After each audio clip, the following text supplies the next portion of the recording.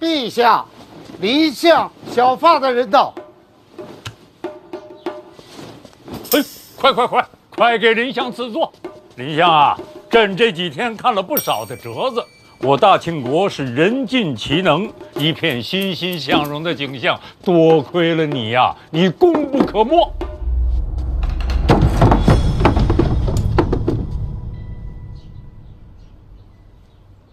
这是我撞倒的。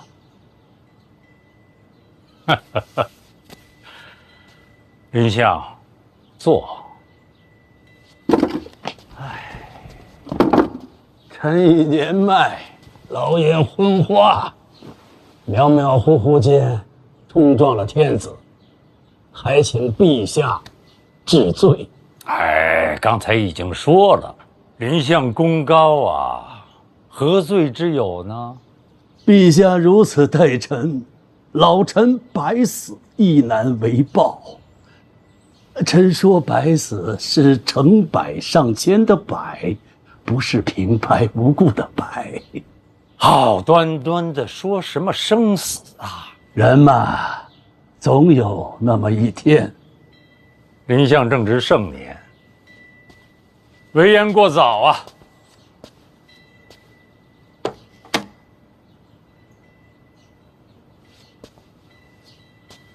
丞相，此次前来，恐怕不同于往常吧？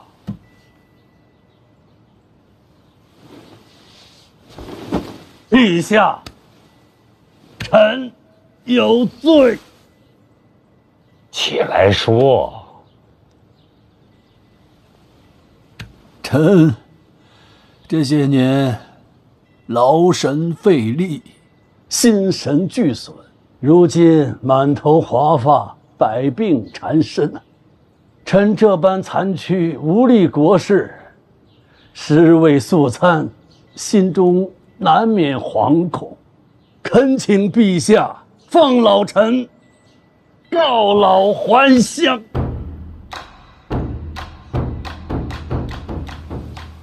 百病缠身。范闲，臣在。你觉得丞相说的是实情吗？回陛下，臣年纪小，看不清楚。你不是学医吗？学的是毒，会把脉吗？那倒是会。来，给丞相把把脉，看他都有什么病。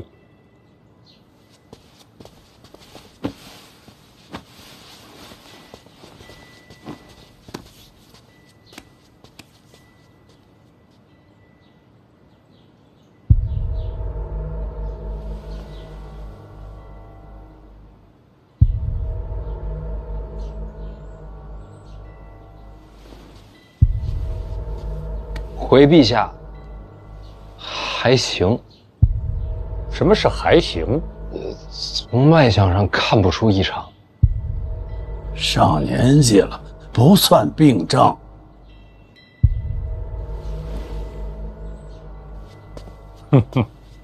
丞相啊，你不是说你百病缠身吗？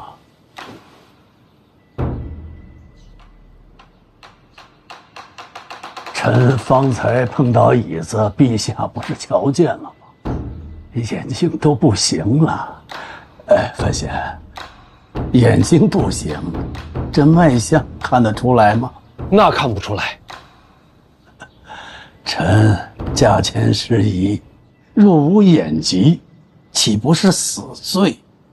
叶落归根，晨起骸骨，但求归葬乡土。丞相，你劳苦功高啊，你这一走，满朝的官员恐怕都不干了。陛下错了，这些年臣身居高位，享尽荣华，为国效力理所应当，怎敢言功啊？能说无过，亦是侥幸啊。有功有过，两不相欠。年纪大欠不起，还望陛下恩准。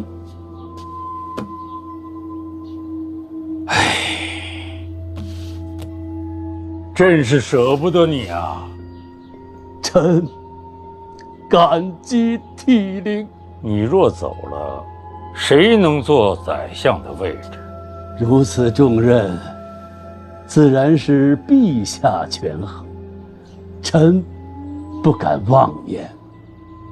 可是举目望去，满朝文武，能有学识、有眼界的，恐怕没人能胜你吧？这真没有。若是有人强过老臣，这么些年，这宰相之位就不该是臣的。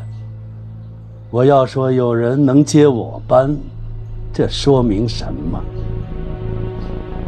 说明朕不识人呗。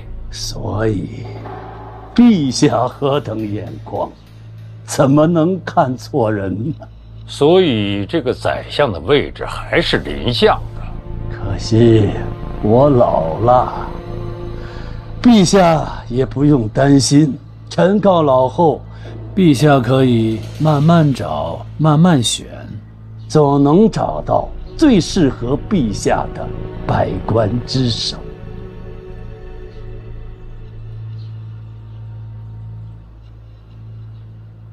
林相，你的门下门生众多，哪些可以堪以重任？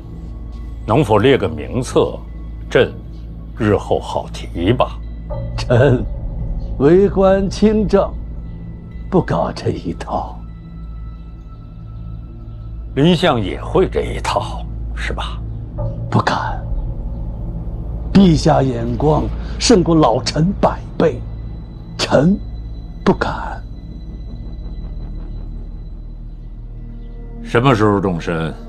即刻离京。范闲和婉儿的大婚将至，你不再等等吗？不等了，归心似箭呐。可惜啊。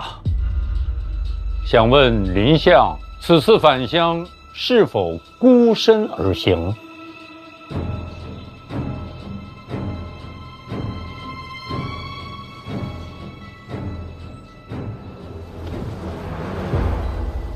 正如陛下所愿，臣孤身而返。臣那个儿子心智不全，千里迢迢远归故里，怕他意外，所以这个孩子就不带着了。范闲，大宝平日和你走得近，还得麻烦你来照顾。转天我将人送到你家，当然也不会亏欠你，吃喝用度全在里边。这倒是不必了。不能克扣饮食，这可有陛下为证。林相，朕送送你。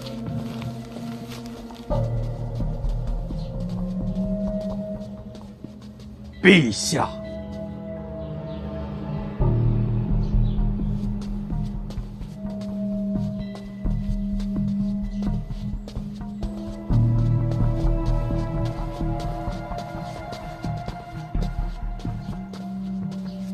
这个老狐狸，临走还挖了个坑。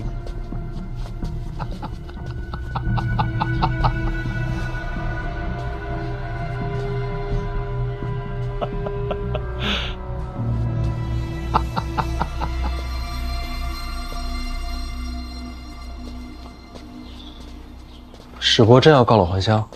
会师榜单，杨万里被替换，结果又如何？礼部尚书郭征被陛下贬出京都，发放江南了。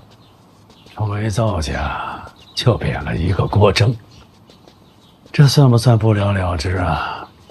其实结果只有一个，让你彻查往年舞弊，借命案送我一程。陛下的幻象之心藏得够久啊！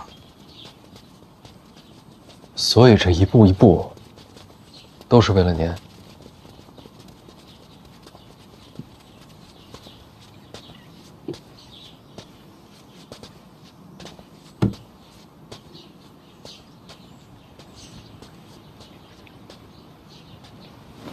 就是为我准备的。哎呀，我还想着，这为什么非要让你做剧中郎啊？现在我看明白了，原来这春闱是为我准备的。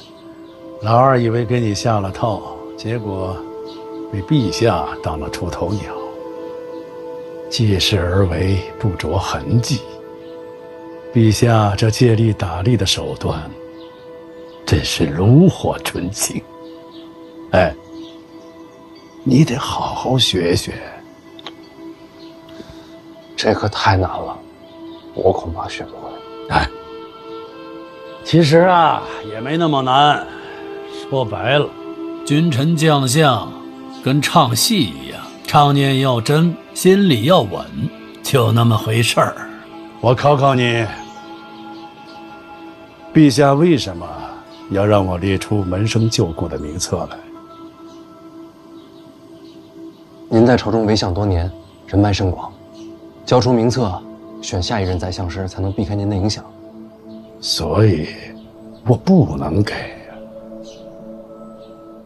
人脉是我立足的根基，我不交出底牌，就还有回到京都的可能。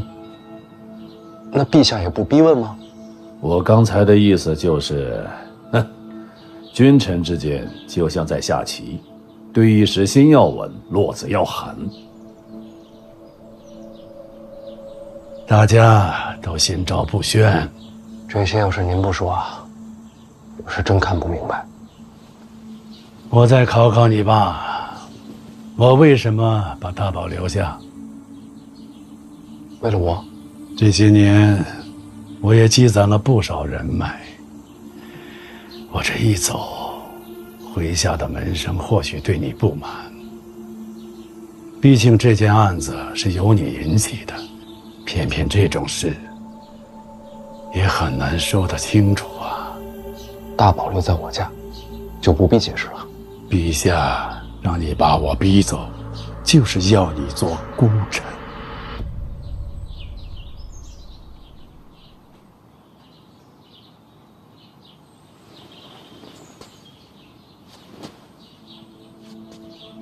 我懂。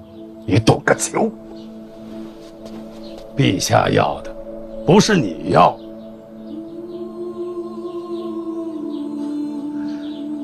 我们做臣子的最刺激的是什么？不就是跟陛下斗吗？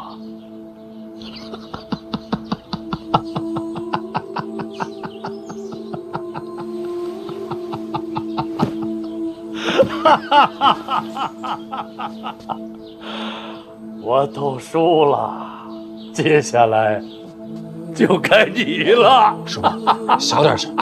行了，我要走的人了，笑笑不打紧。那个考生命案怎么办？什么命案？哪儿有命案？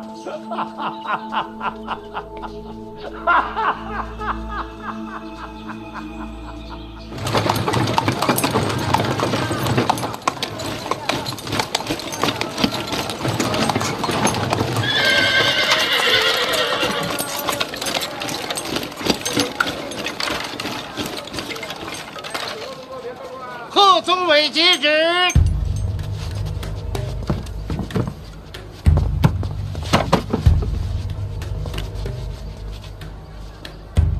陛下口谕：贺宗纬身为学子，集才得志，皆有所长，喜事难得，特有恩旨，免试拔擢，任督察院御史一职，即刻上任。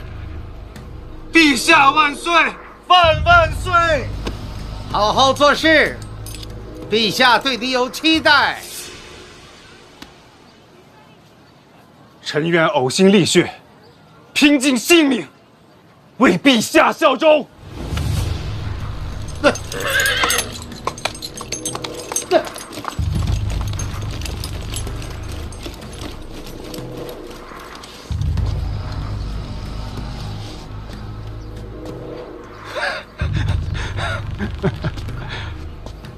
诸位，都请起吧，都起来，都起来，都起来。哈哈哈哈！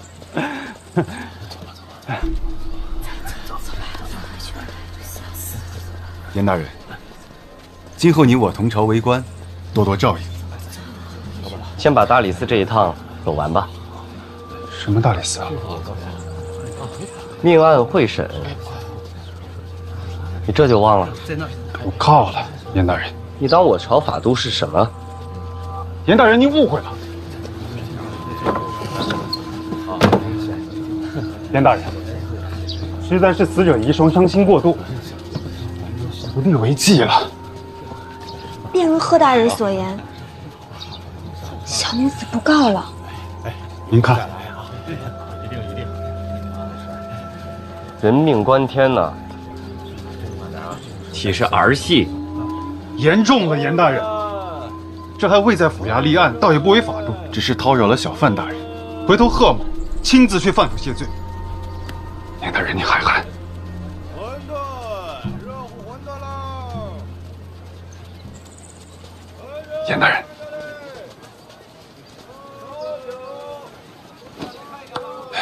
要不这样，贺某自己参自己一本，恳请圣裁，行吗？刚才拦路杀人，也算了。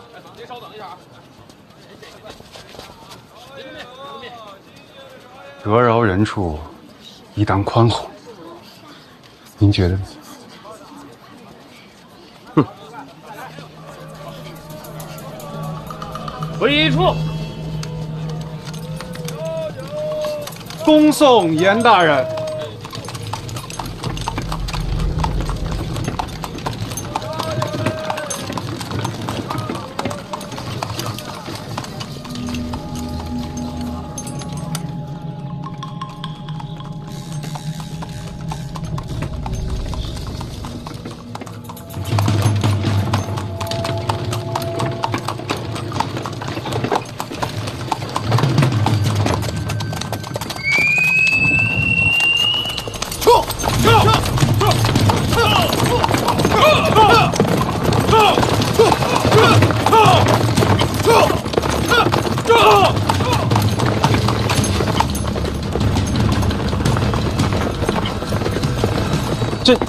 这怎么突然就走了？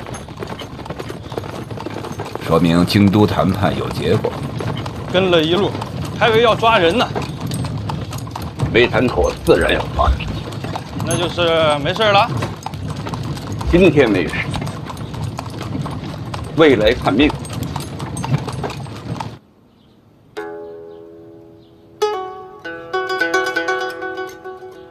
若海，轴，轴都快掉了。你交给手底下修不行吗？这个东西不能交给别人，还得有人偷了不成？这东西不能别人碰。为什么？哼，藏着秘密。不就椅子安俩轮吗？能有什么秘密？范大人，您给搭把手。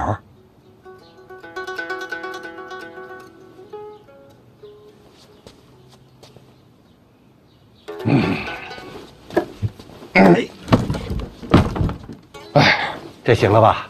若海，那边，那边没完了是吧？我给你补工去。范大人，你还得辛苦一下。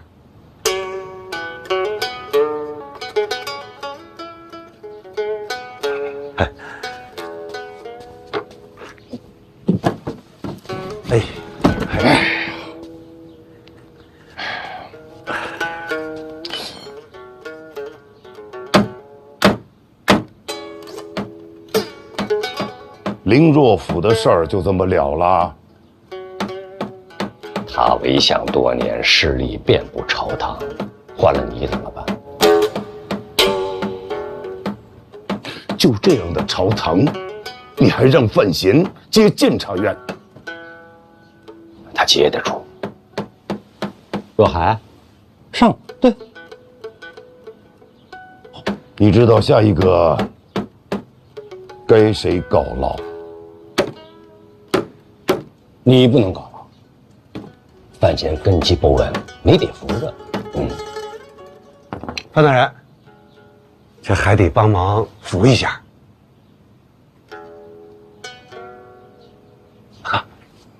范大人，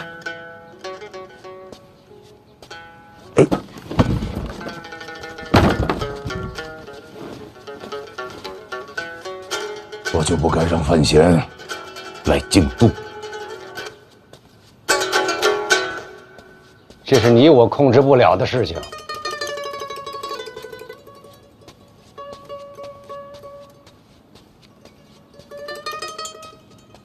院长，修好了。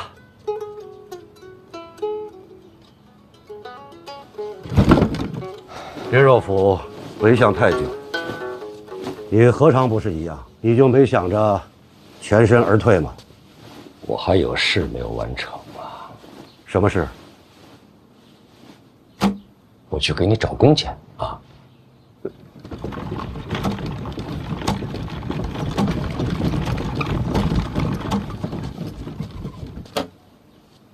你今天的曲子弹得不好。这儿弹琴，心慌。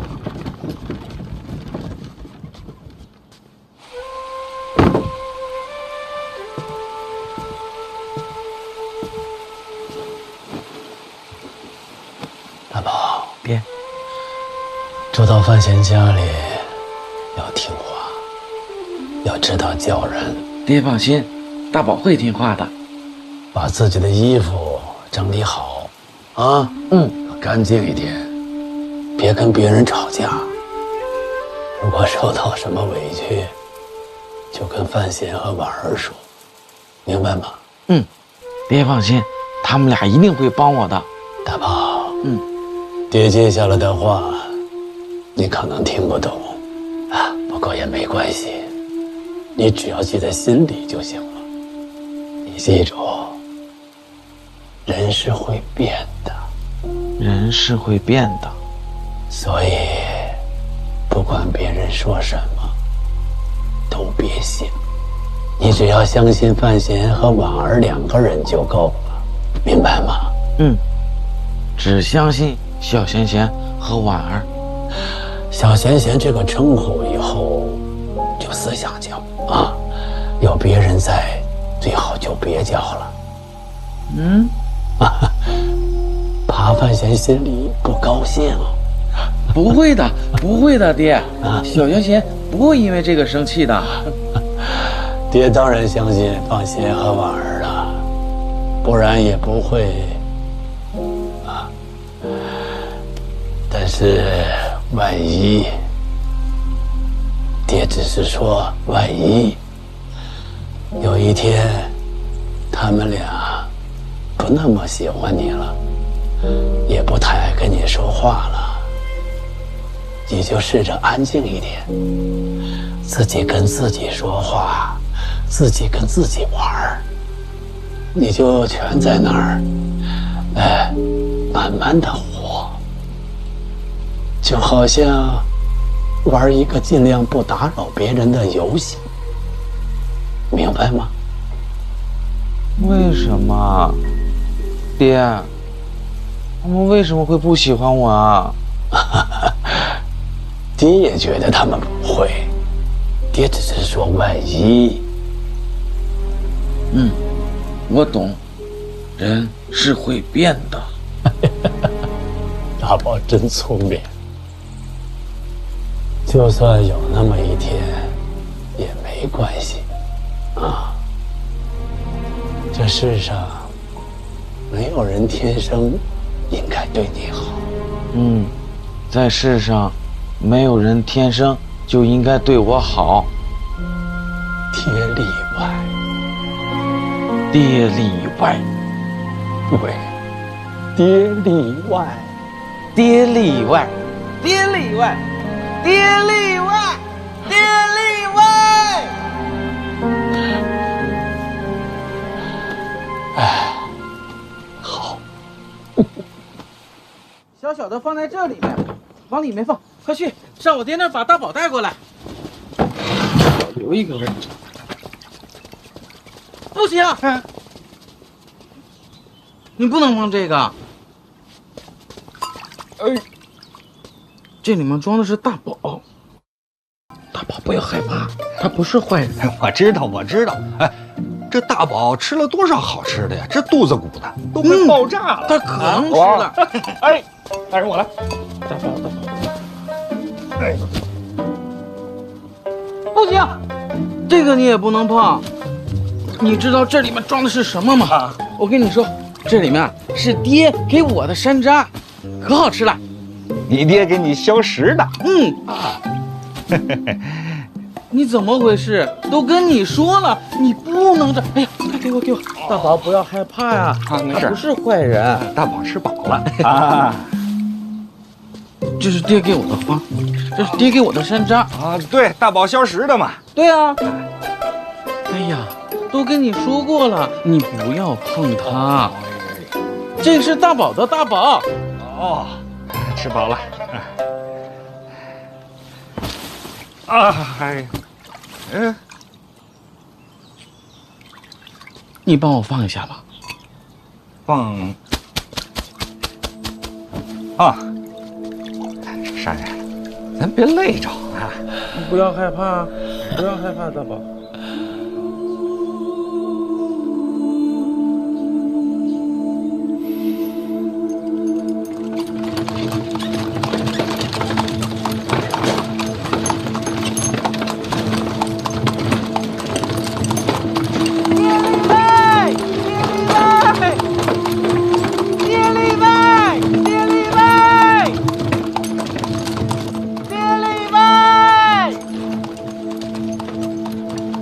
大宝，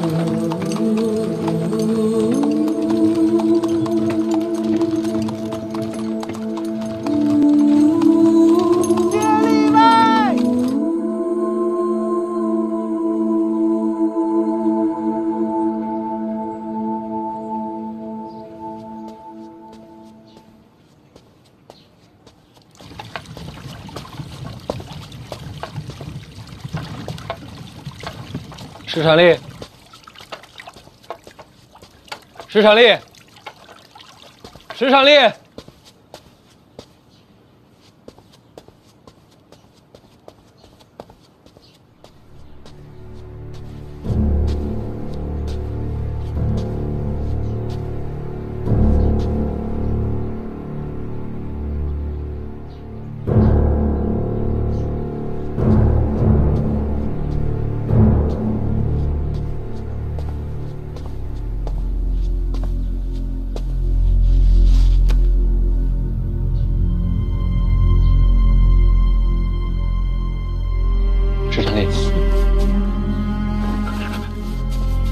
大人，报在文书上说，是天干物燥，意外起火。啊！可这不对呀，大人。天灾起火，总要有个源头。就算风大火急，也不可能一下子整个镇子都着了。就算镇子烧了，人也不会全遇难吧？这道理我都懂，写这个的不懂吗？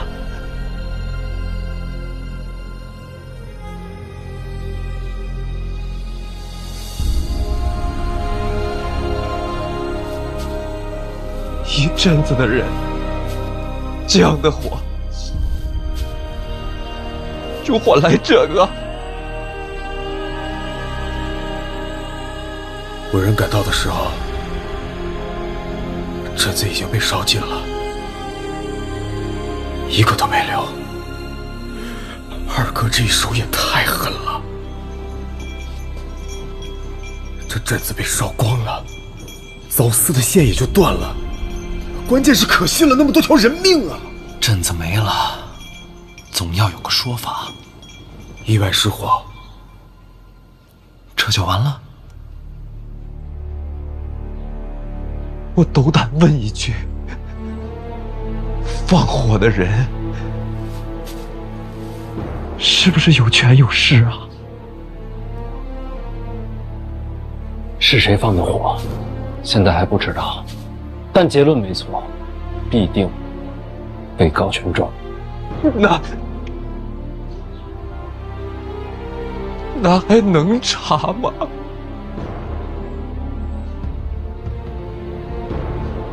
你知道吗？今天还有一桩命案也送到我面前了，但到了刚刚，案子没了。什么叫没了？报案的撤了。石山丽，当今这世道，若没有苦主愿追真凶，很难有案子。大人，我想找真凶。你会撤吗？我全家都没了，大人，我撤去哪儿啊？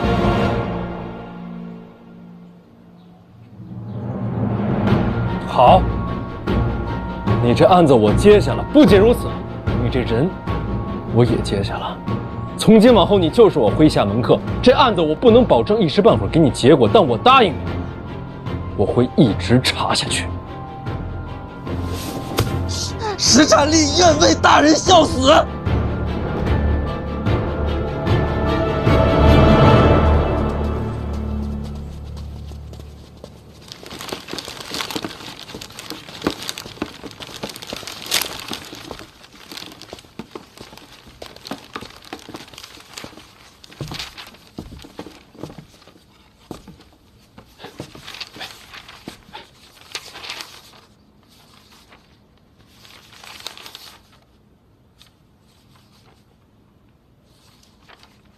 诸位前辈，在下贺宗纬蒙圣恩拔擢，从今日起也是一名御史了，请各位前辈多多提携。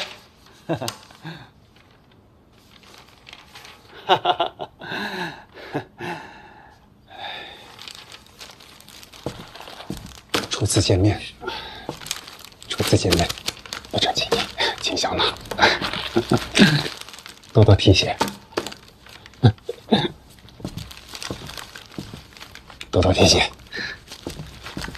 前辈，多多提携。这是送礼？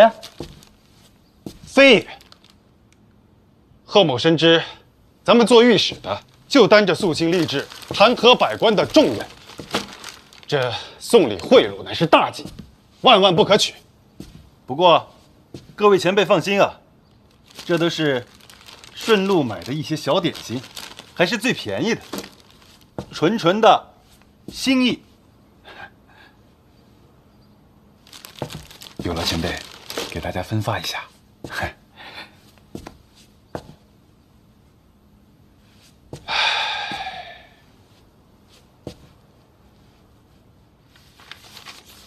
敢问前辈，这是赖明成赖前辈生前的座位吗？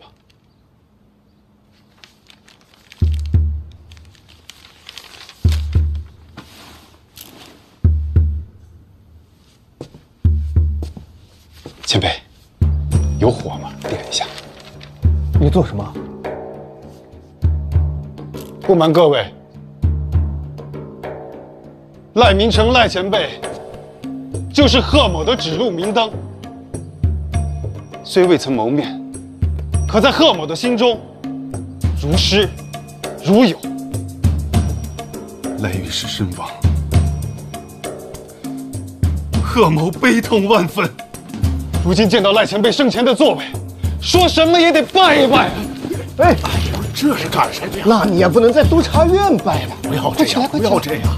哎呀，贺御史，快请起吧！哎呀，是啊，太激动。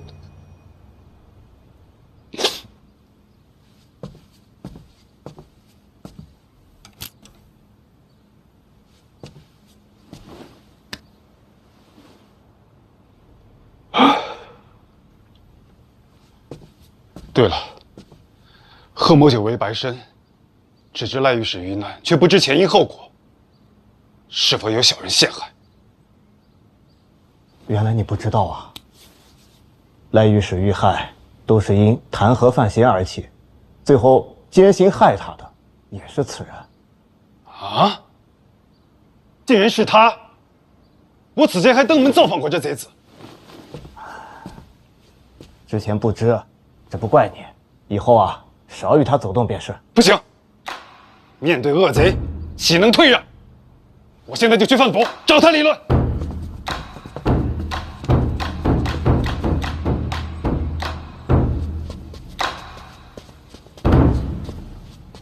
敢问兄台，有刀吗？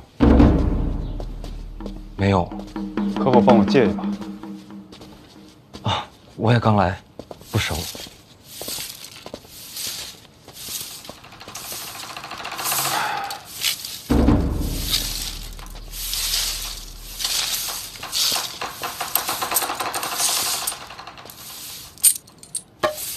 借用一下。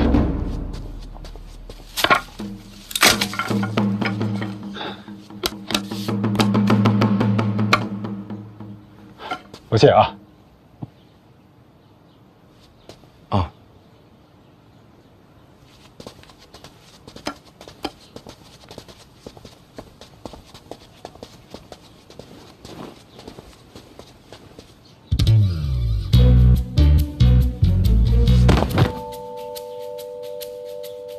你跟他说什么了？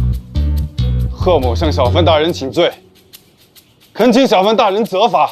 贺宗纬，你现在好歹也是个御史，这官绅说跪就跪吗？请大人饶命！我什么时候说要你命了？大人，之前小的将春闱命案送到大人府上，是实实在在的得罪了大人。大人，我的为人您是清楚的。嗯，那是真清楚。大人，论才学，大人文才经世；论官场，大人身兼数职，权势滔天；论情感，大人是我义父啊！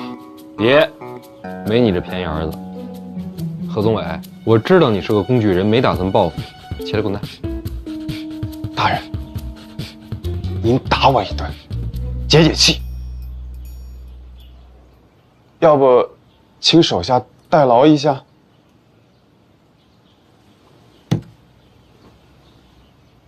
你是讨打来的？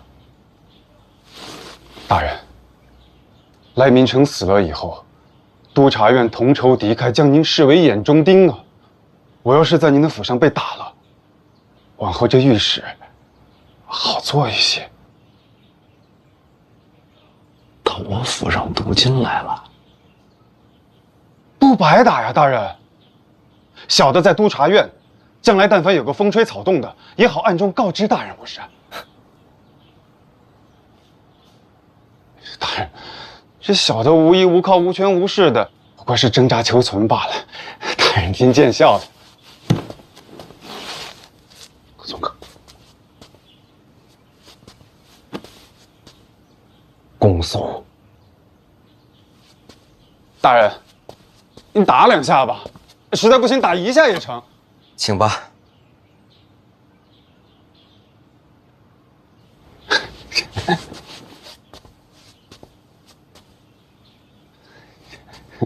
大人，仁慈。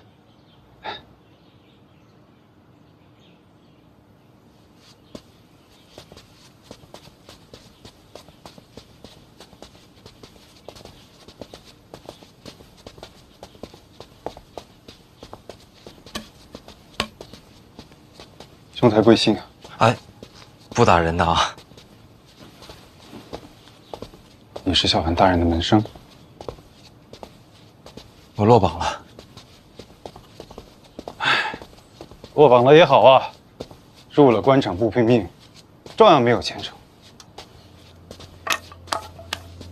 还是年轻啊。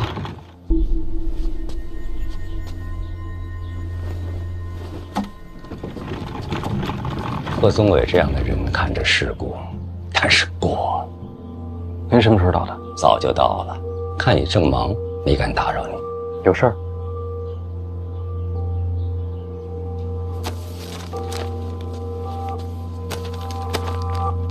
五竹先生最近来过没有？没有。听说小范大人是五竹先生的亲传弟子，若是五竹先生不在，跟小范大人过过招，也是一样的。别理他，一个武痴，总想跟五竹交手。先干正事。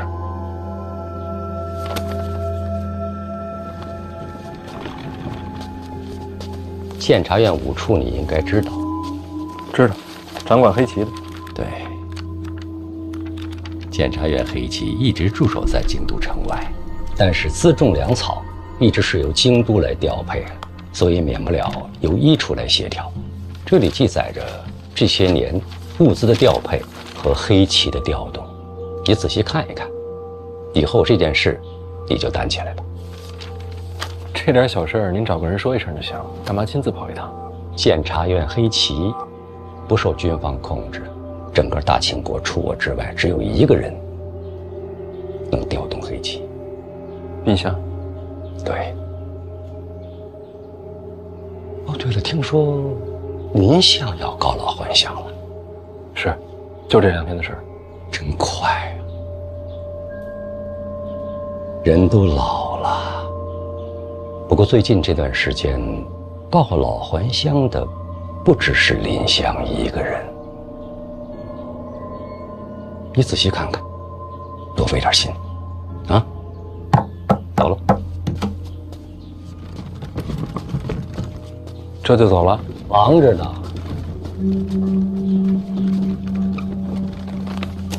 这算什么？哑谜吗？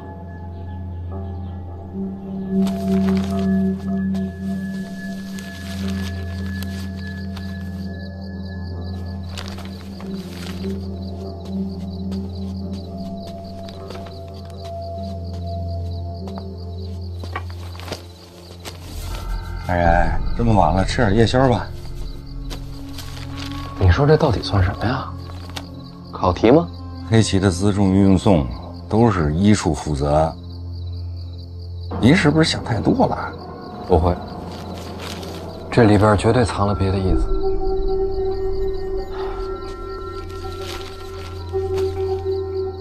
哎呀，就是想不出来。你说他有什么话，为什么不能直说呢？那会不会这话他就是不能直说呀？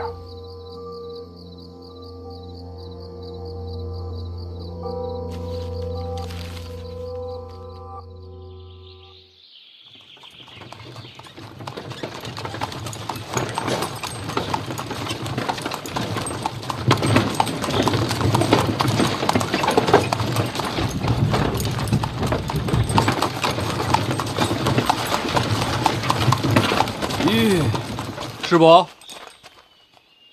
师伯，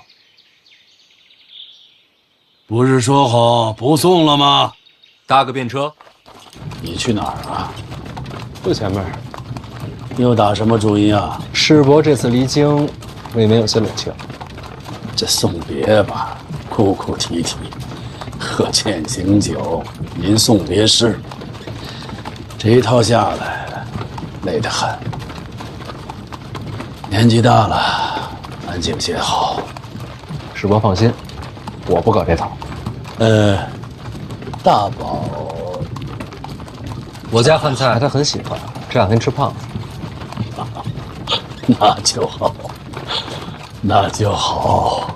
按您的意思，我没跟他说你要走，这就对了，让他开开心心的，少碰离别。但我觉得，您离开京都，心里想见最后一面的，应该还是家人。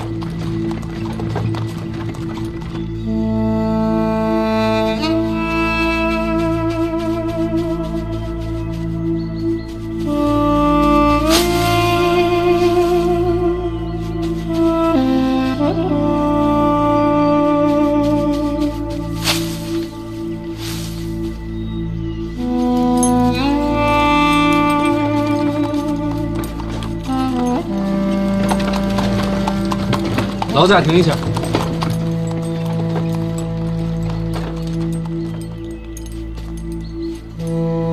哥，哎，晚安，能不能晚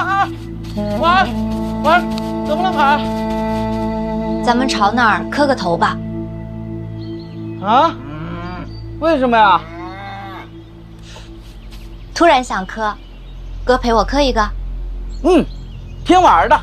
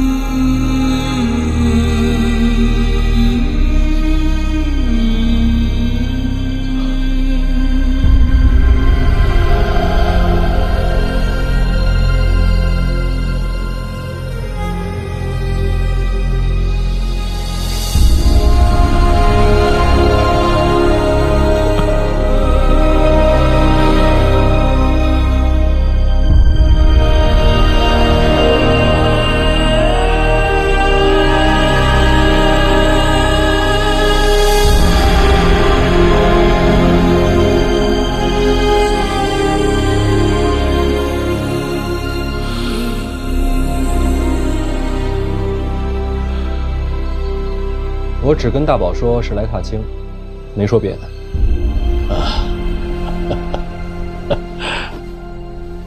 哦，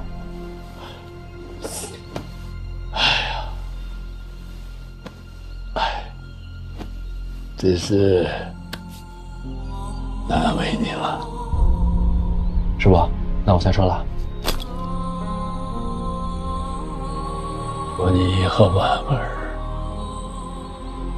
百年好合，也祝您一路顺风。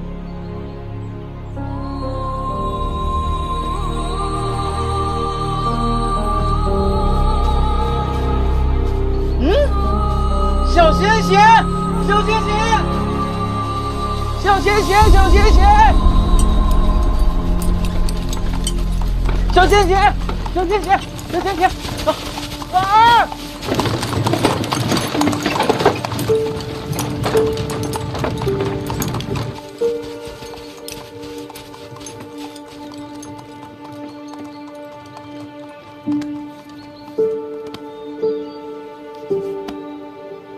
能够告老还乡，已经很好了。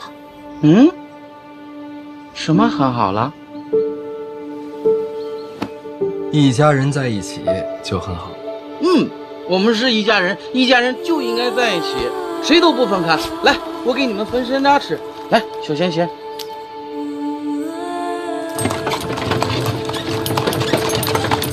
婉儿，给你。谢谢哥。嗯。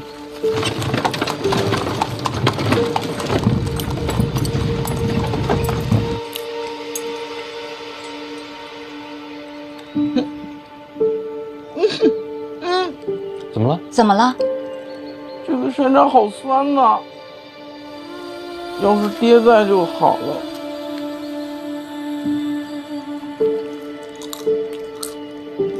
不过没关系，爹很忙的，我们还是自己玩吧，好吗？小贤贤，走，我带你去抓蝴蝶，走。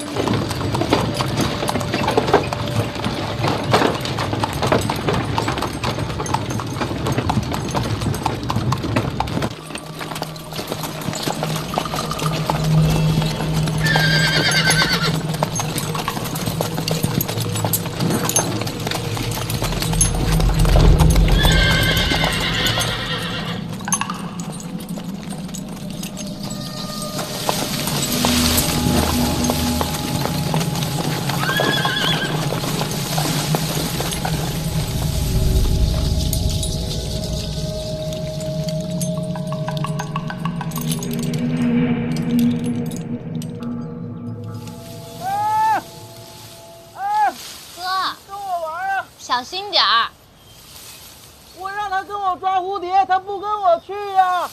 哎！你不跟我去，我去找别人玩了。哼！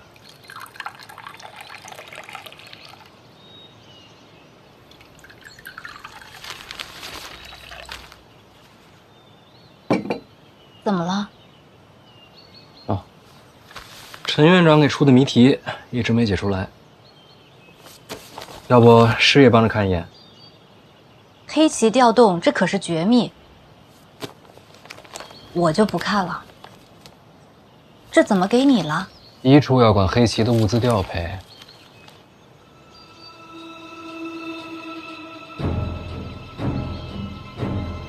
你刚才说什么？黑旗调动，这可是绝密。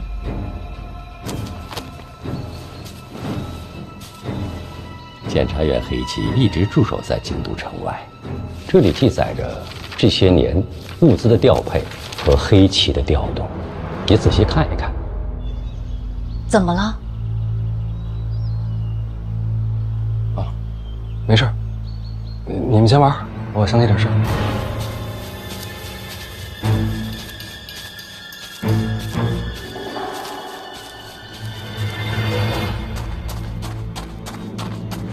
王铁林，哎，大人，要回去了吗？今儿带多少人来？就从一处调了几个，在这周围护着呢。没有，怎么了？院长让一处协助黑旗物资调动。没错。那这上面只记物资进出就够了，为什么还记了黑旗兵马调动？是不是想要让大人一点点的接手黑旗啊？有马吗？那儿呢。真快啊！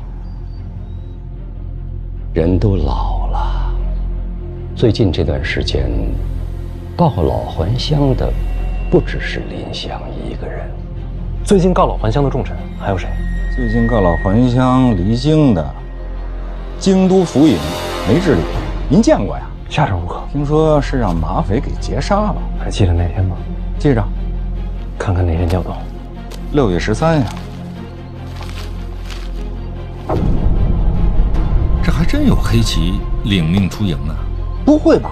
还有最重要的一句：检察院黑旗不受军方控制，整个大清国除我之外，只有一个人能调动黑旗。难道是？这哑谜打的还真是一句废话没有。走，这样去吧。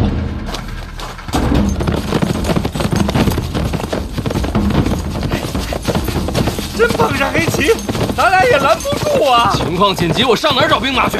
飞吧！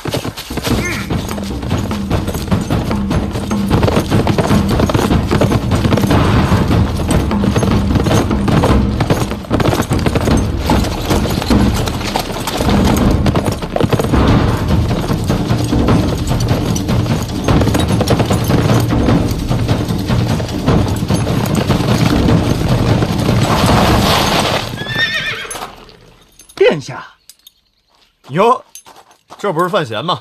这么巧，你怎么在这儿啊？我不是领了宫中侍卫的副职吗？找找禁军懈怠，带他们出来练练。在这儿练？陈院长安排的。禁军嘛，要凑个空日子不容易。真有他的。怎么了？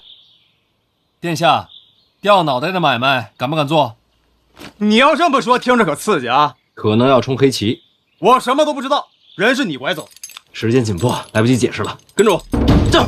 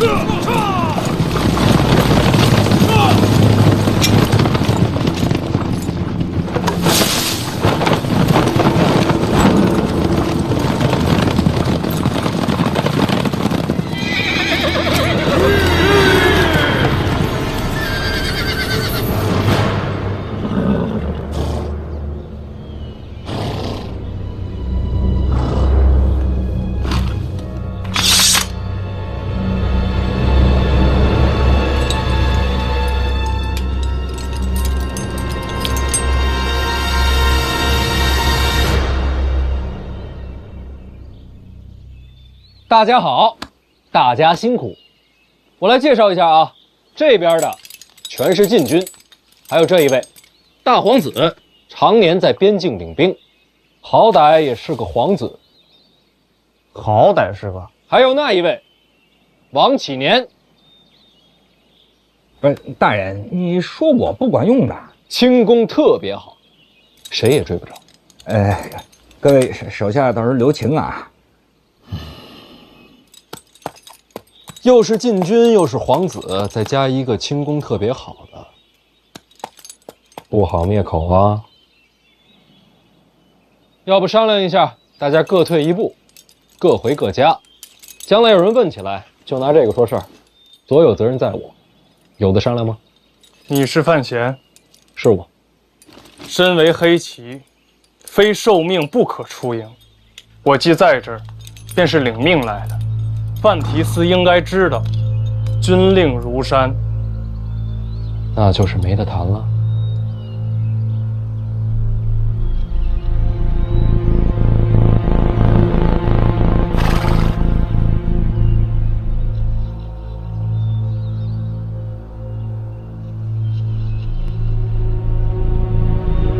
收。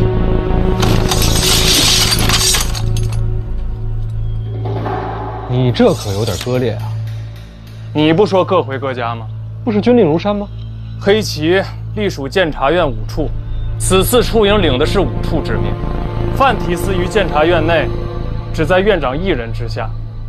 你的命令高过5处，所以各回各家，便是军令。多谢。哎，军令。归营。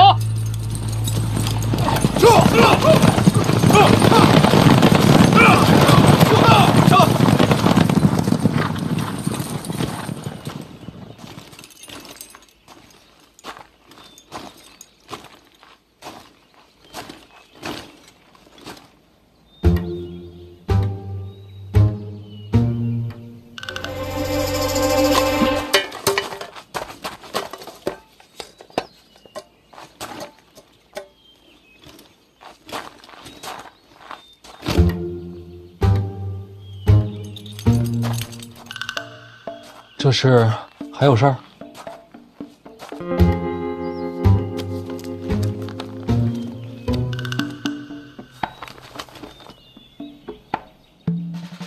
听闻提斯死讯，我连夜买的。那我谢谢您。幸好是误传。要不输钱我赔你？不用。提斯可方便留存墨宝。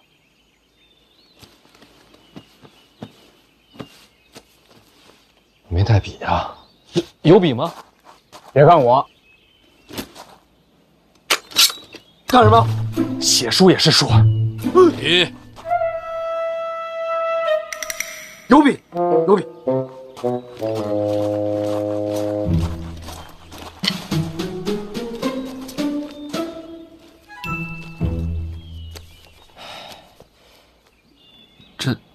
这也没有墨呀。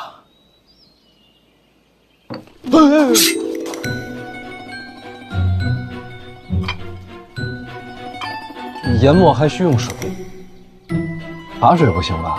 好过用血。有道理。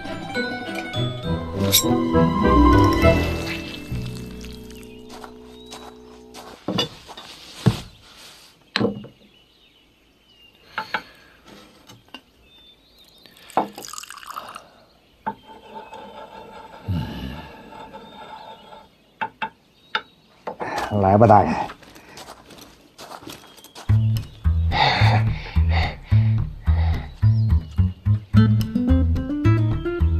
二位挡光了。哦，吐一个吧。不是让你吐，是写上你的名字，表示赠签于你。甚好。贵姓啊？荆，荆棘的荆。对，好姓。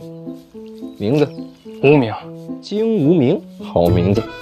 哎，不是无名，是没有名字。